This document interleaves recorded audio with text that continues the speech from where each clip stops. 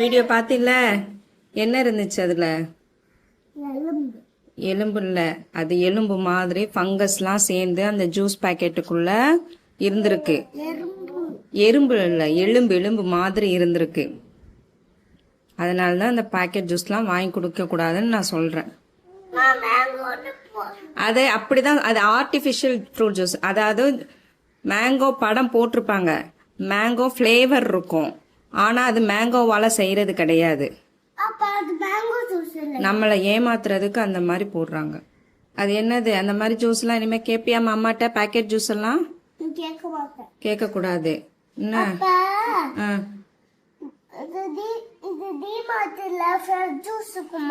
டிமார்ட்லயும் fresh juice இருக்காது. Fresh juice இருக்காது. Super மார்க்கெட்ல, டிமார்ட்ல, பெரிய பெரிய கடைகள்ல எல்லாம் ஃப்ரெஷ் ஜூஸ் கிடைக்காது. பழத்தை உரிச்சு மிக்சியில போட்டு அடிச்சு அந்த மாதிரி கொடுத்தாதான் குடிக்கணும். இனிமே பேக்கெட் ஜூஸ் கேப்பியா? கேட்க கூடாது, சரியா? வீடியோல என்ன இருந்துச்சு?